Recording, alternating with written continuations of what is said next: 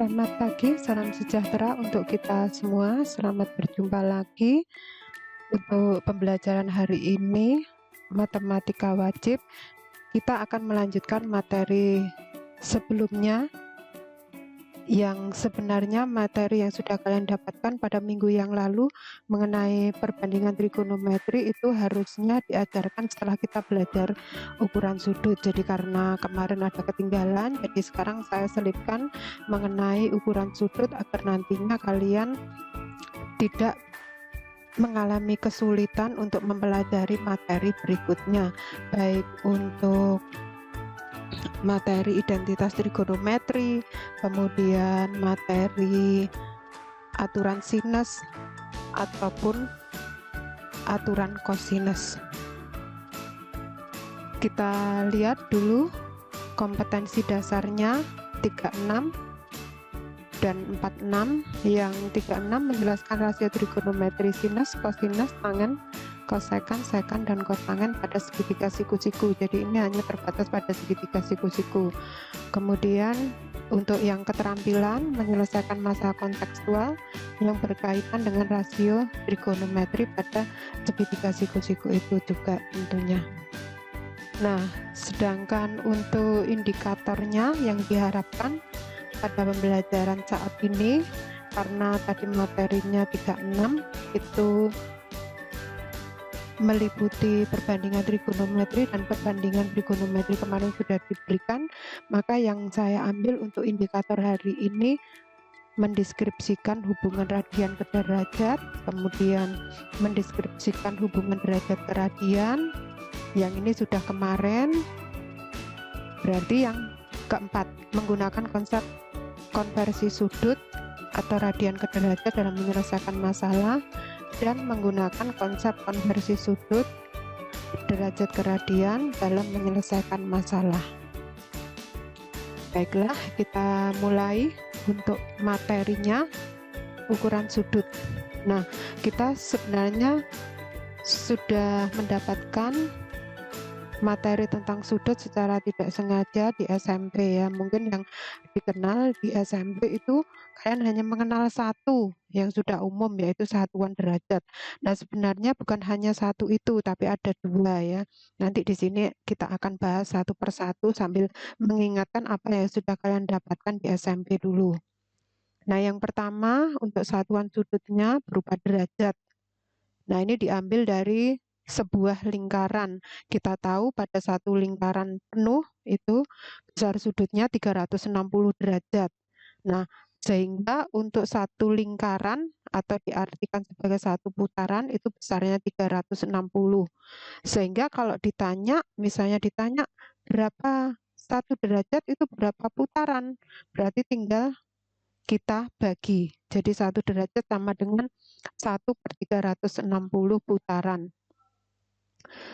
Nah, kemudian yang perlu kalian ingat, 1 derajat itu sama dengan 60 menit.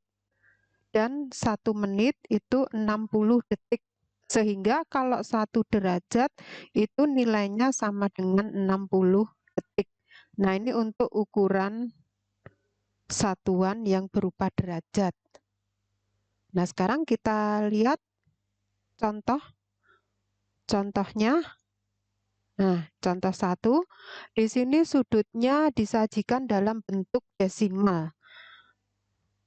Tentu saja satuannya derajat ya. Nah, di sini disuruh mengubah dalam satuan derajat, menit, dan detik yang untuk desimal ini.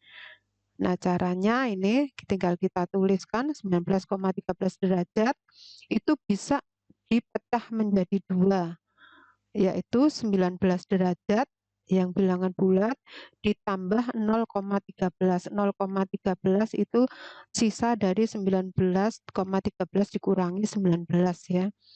Nah, kemudian kita dengan mengingat tadi keterangan yang tadi, kita ubah dulu derajat yang dalam desimal ini ke dalam satuan menit.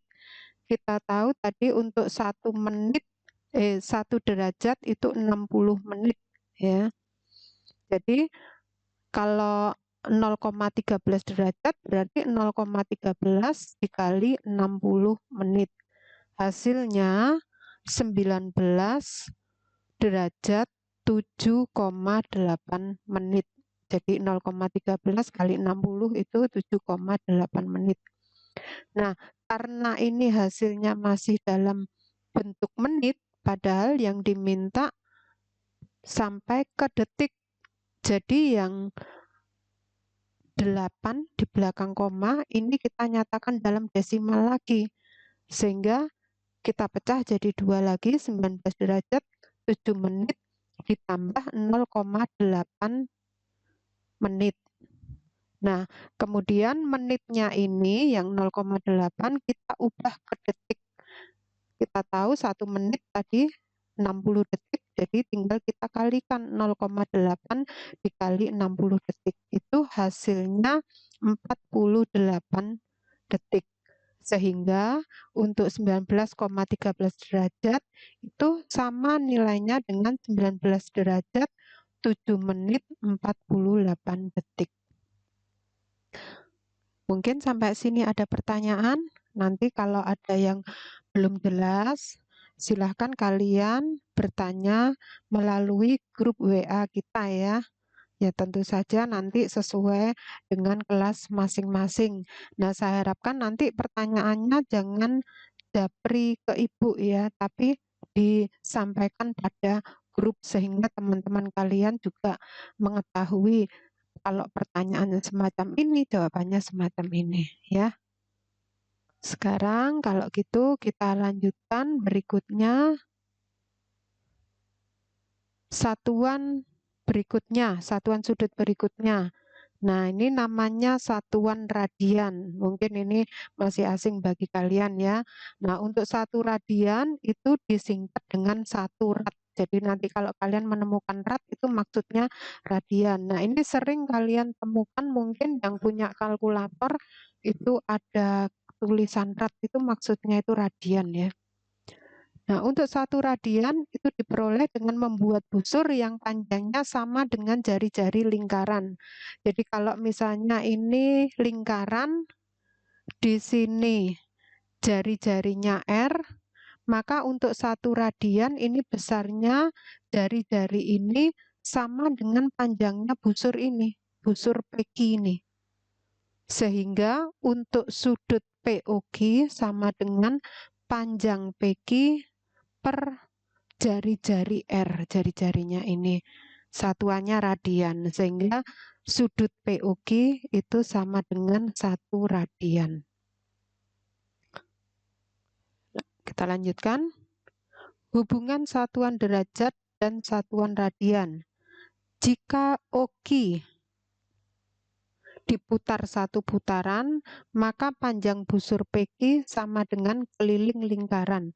Jadi kita kembalikan tadi ke gambar yang sebelumnya. Ini, jadi OQ-nya ini maksudnya diputar 1 lingkaran penuh, sehingga berhimpit dengan OP. Nah, maka tadi di sini sama aja panjang busurnya itu sama dengan keliling lingkaran itu sendiri.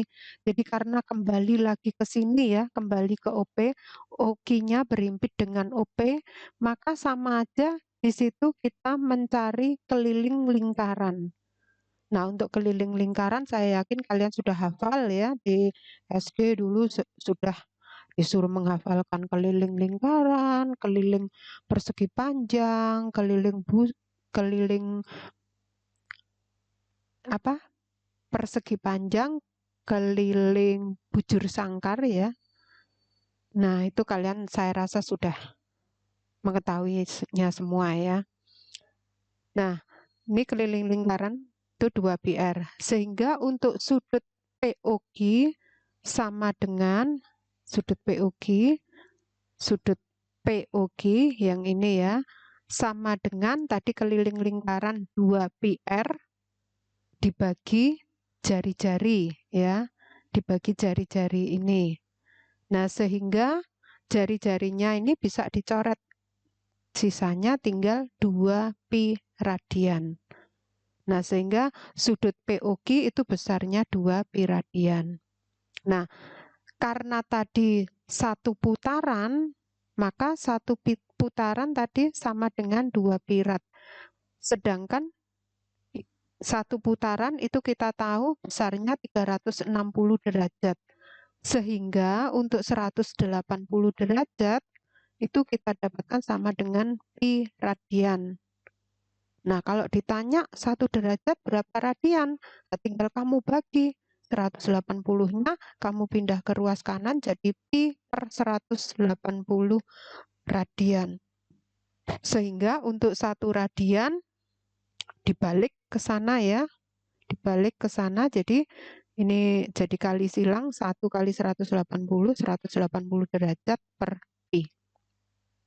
Nah, jadi hati-hati, ini nanti silahkan dihafalkan yang ibu kasih warna hijau ini, begitu juga yang ini harus kalian hafalkan ya.